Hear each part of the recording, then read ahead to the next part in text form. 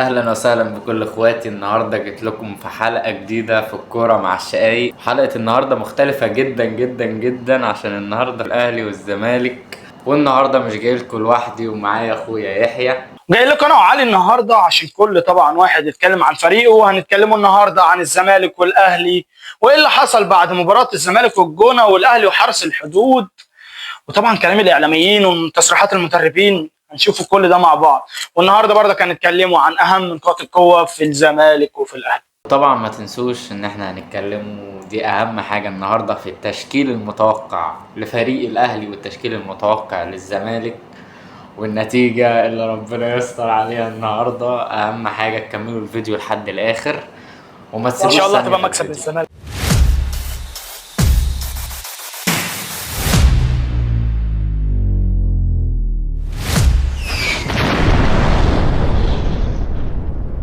ودلوقتي هبدأ بما بعد مباراة حرس الحدود. طبعا أنا شفت في مباراة حرس الحدود بعد ما المباراة خلصت بنتيجة 3-2 للأهلي.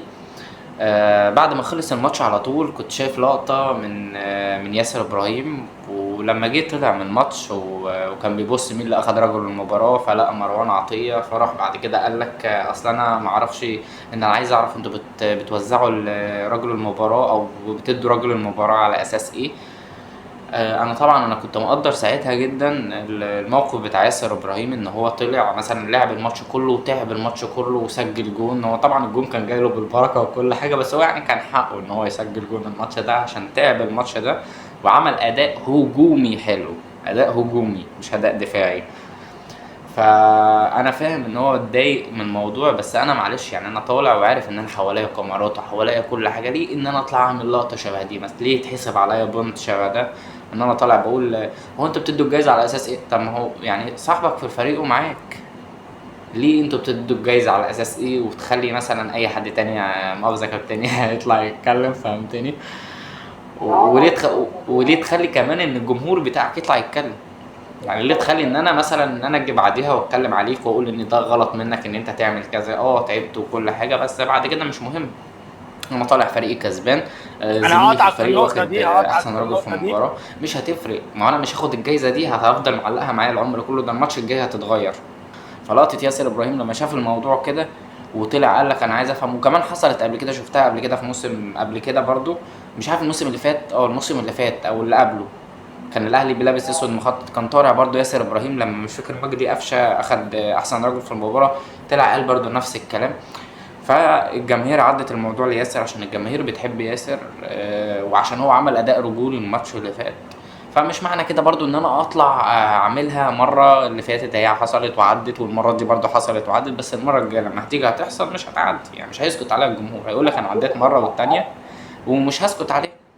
ما بعد المباراة الجونة ما بعد مباراة الجونة هتكلم في شوية تفاصيل كده، بس هي اللي نرفزتني او هي اللي عصبتني في الماتش بتاع الجونة ده، لان هو كان ماتش سهل بالنسبة له، كان ماتش في ايدينا جدا. كان ماتش في ايدينا جدا، واللي نرفزني ان المدير الفني كان باصص لماتش الاهلي قبل ماتش الجونة. يعني انا عندي ماتش الجونة بكرة، ماتش الاهلي بقى بعد 3 ايام، فكان المدير الفني باصص للماتش اللي بعد 3 ايام، لدرجة ان هو جاب اخوان الفينا او خوان بزيرة، جا كلمه ان هو ياخد انذار عشان يتوقف ماتش الجونه عشان يلعب ماتش الاهلي بكل اريحيه، ولا ياخد ماتش الجونه انذار ويطرد في ماتش الاهلي، فكانت تبقى حصلت مشكله. ده اللي مضايقني، ومضايقني ان هو كان كل مره في تصريحاته اللي طلعت قبل وبعد الماتش ان احنا كنا مركزين في ماتش الجونه بس، ما كناش مركزين في ماتش الاهلي. وبل بالعكس، شغله في ماتش الجونه باين لك قوي ان هو كان مركز في ماتش الاهلي اكتر. ماتش الجونه ماتش كان سهل جدا، احنا خسرنا نقطتين، والمشكله ان ده ماتش في الدوري، ماتش الاهلي كمان ماتش في الدوري. يعني النقطتين اللي كنت هتجيبهم من ماتش الجونه كمان كانوا ممكن يركبوك الدوري، حتى لو الاهلي كسب، حتى لو الاهلي كسب وكسب الماتش اللي متاجل له كان ممكن يركبوك الدوري. لكن انت للاسف ضيعت نقطتين على فريقك، وضيعت نقطتين كانوا هيركبوك الدوري. واحنا بنصور لكم الماتش ده النهارده السبت، المصري، نادي المصري خسر. دي مفاجاه، دي مفاجاه ليك كزمالك ان انت تنزل تكسب في الملعب تركب الدوري تاني، ما حدش يقدر ينزلك من عليه ساعتها. النقطة اللي بتنرفزني برضك عصبية فيريرا على الإعلاميين أو الصحفيين اللي بيسألوه. الناس بتيجي تسأله عن تشكيلته أو عن تغييراته في الملعب، هو متنرفز جدا. ازاي صحفي يسأله سؤالين؟ ازاي دي ازاي تحداها جريمة لفريرا. بتكلم بقى عن اخر نقطة هتكلم عليها، عشان دي نقطة برضك مهمة جدا، او اخر نقطتين، فاضل له نقطتين. نقطة ان انت كمجلس ادارة تنزل رسالة او اصدار قرار شكر للاعيبة والجهاز الفني. هم كده كده هياخدوا منهم، هم كده كده هياخدوا حقك منهم. هو كده هم كده كده هياخدوا حقهم منك تالت ومتلت. لو انت ما اديتلهمش فلوسهم هيروحوا يرفعوا عليك قواضي وهياخدوا حقهم منك. فانت ما ينفعش قبل الماتش تروح منزل لهم قرار او رساله شكر ان هم مستحملينك.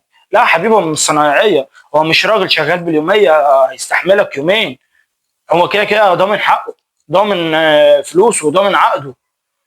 ده كان اكبر غلط من مجلس اداره الزمالك، ودي الرساله اللي ميدو شاط او طلع خرب عليهم في الاعلام. ميدو كان طالع بص بستفهم بمعنى صح، بستف مجلس الاداره بتاعت الزمالك، لان ميدو ما بيفرقش مع حد. كل اللي فارق معاه اسم الزمالك، مش فارق مع حد تاني. طبعا حازم امام ورضا عبد العال طلعوا انتقدوا فريرا جدا على اللي هو عمله والتغييرات اللي هو عملها. دي مشكلتي بقى مع فريرا، مشكلتي مع فريرا ان هو يبقى راكب الماتش في الشوط الاول وعاملين اداء خرافي، وفجاه يروح مطلع لك العناصر المهمه والعناصر الفارقه معاك وينزل لك لعيبه اقل منهم بكتير. يعني اللي غاظني جدا ان انت ما عندكش غير رقم واحد، رقم 6 واحد بس في الملعب، حتى ملوش بديل، فتروح مطلعه او تخليه يدعي الاصابه وتروح مطلعه عشان تلعب باحمد حمدي اللي هو رقم 6، اللي هو اصلا بيلعب ب10 بلاي ميكر. فدي كانت بالنسبه لي خلاصه التصريحات والحاجات اللي حصلت بعد الماتش. وطبعا هنروح لعلي عشان يقول لنا بقى حاله الفريق بتاعه. طبعا الاهلي في الوقت الحالي ومش في الوقت الحالي بس، الاهلي بقاله فتره كبيره جدا بيعاني من موضوع الدفاع. على قد الفلوس اللي الاهلي دفعها في لعيبه بيجيبها او لعيبه سوبر بيجيبها، او ان هو يدعم خط الوسط ويدعم الهجوم يخليه ما شاء الله، بس موضوع خط الدفاع ده الصراحه عليه علامات استفهام كتير جدا، وما بقتش الصراحه فاهم منه حاجه. يعني انا ما بقتش فاهم ان ازاي لحد الان مفيش حد جه في دماغه ان هو يشتري حد على محمد هاني. دي المفروض اول حاجه تحصل في التاريخ. المفروض الف ب كوره تبازي وتستلم، الف ب كوره تجيب بديل لمحمد هاني او تجيب حد يلعب اساسي على محمد هاني، مع كل احترامي ليه.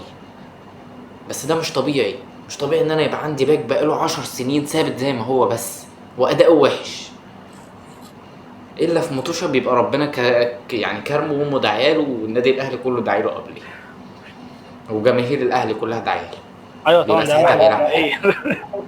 فانا مع يعني والله انا ببقى مستني ان انا بشوف تدعيمات في الدفاع بتغير. لما سمعت العش وسمعت ياسين مرعي قلت تمام ماشي، ها يا بسم الله. طبعا يعني انا العش دلوقتي انا خايف ان هو يلعب في ماتش الزمالك، وخايف ان مش كوكا يلعب عارف في ماتش ليه انا الزمالك. حاسس ان هيبقى مفاجاه الاهلي ياسين مرعي في انا ماتش مش الزمالك. عارف، معناي انا مش فاهم الدفاع بتاعي ايه النظام. فانا يعني انا اكتر حاجه قلقان منها الفتره دي وفي وقتي في تشكيلتي الحاليه وفي فريقي الحالي خط الدفاع بتاعي ده انا مرعوب منه جدا جدا جدا جدا. وطبعا في حاجه تانية اللي هي عوده الثلاثي قفشه وبين رمضان وكوكا.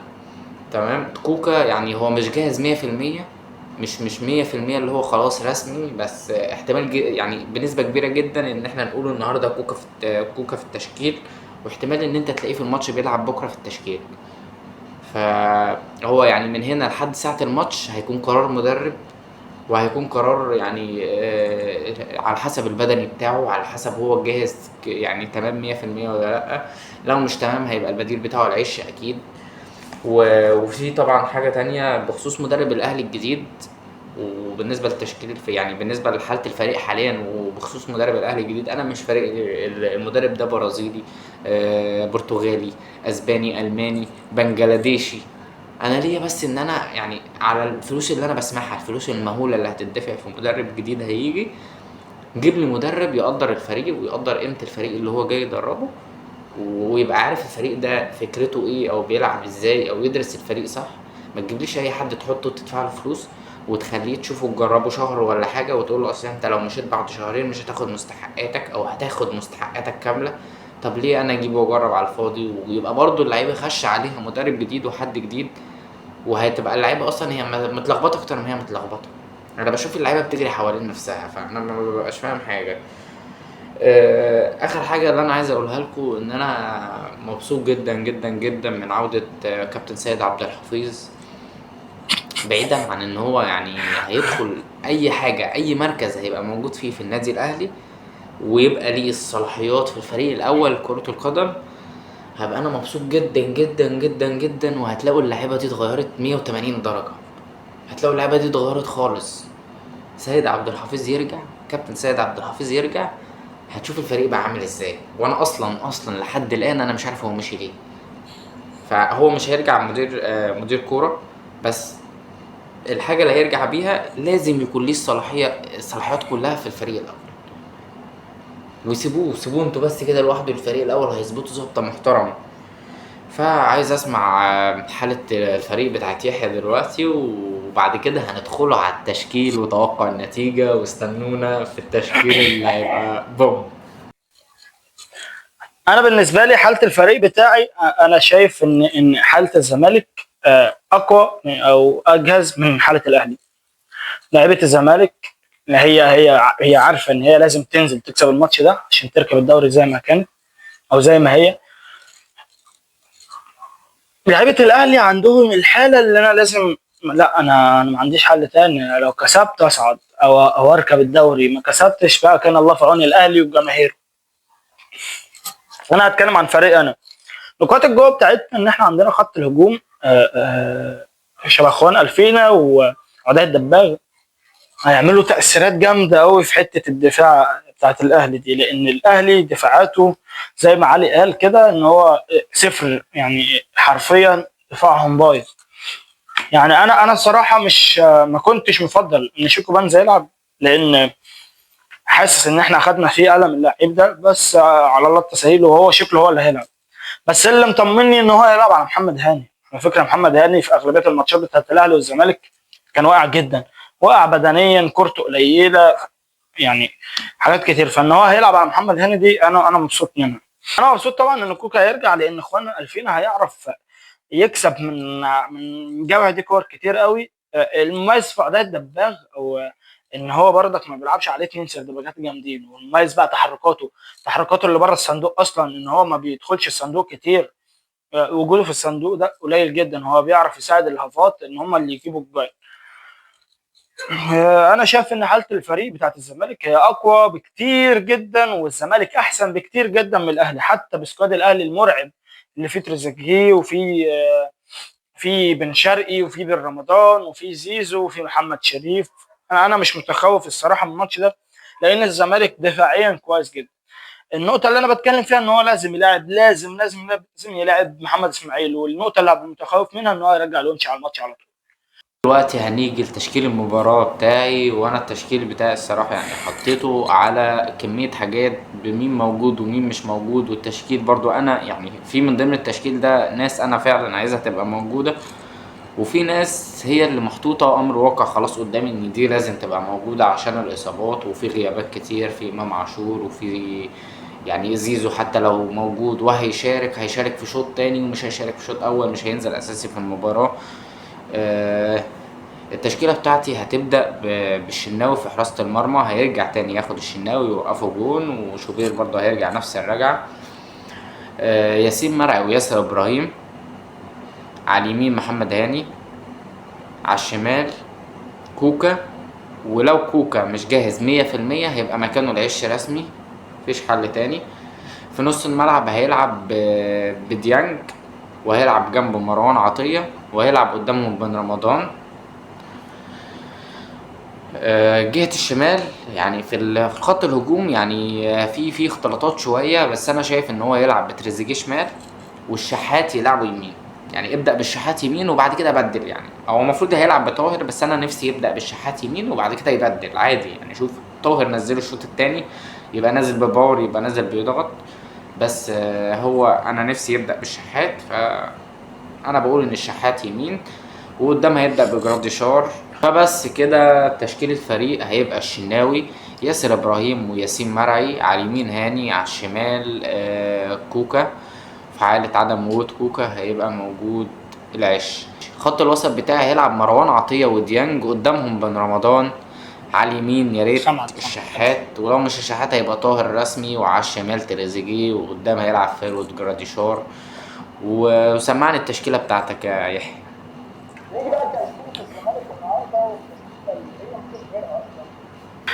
ماشي، نيجي بقى لتشكيلة الزمالك النهارده، والتشكيلة اللي هي مفيش غيرها أصلا، ويا رب المدرب ما يلعبش فيها، والتشكيلة المفروض قريبة إن هي تكسب ماتش الأهلي إن شاء الله.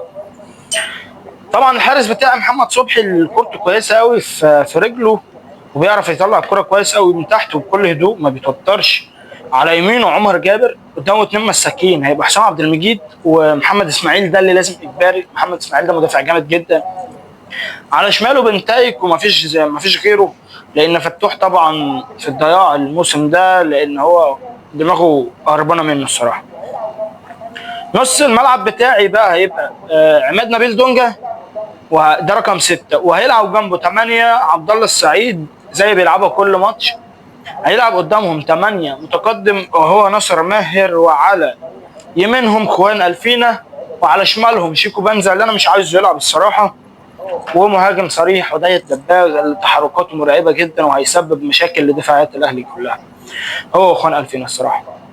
فانا تشكيلتي قلتها، نروح لعلي بقى للتوقع بتاع النتيجه بتاعته، ونرجع لي تاني بقى عشان ننهي الفيديو. طيب انا طبعا ماليش في ان انا اقول ان فريق يخسر.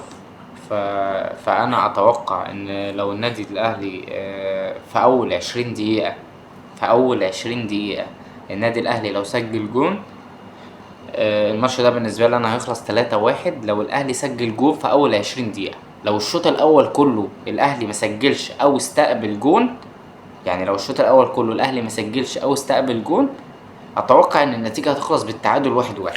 طيب انا توقعي طبعا ماتش الاهلي والزمالك ما بيبقاش توقع، بس احنا بنفترض. الافتراض بتاعي او التوقع بتاعي ان الزمالك لو ماشي ايوه الكوره زي اللي في دماغي او زي اللي انا عايزها، ان الزمالك ان شاء الله ان شاء الله ان شاء الله يعمل كلين شيت في الماتش ده محمد صبحي، ويكسب 2-0. انا مش اكيد طبعا، مش الماتش ده ملوش توقع، بس ده افتراض. كده نكون وصلنا لنهايه حلقتنا. ما تنسوش تعملوا لايك واشتراك وتفعلوا زر الجرس، وتكتبوا كومنتات كتير عايزين فيديوهات شبه دي تاني ولا لا، وخليك في الكوره مع الشاي.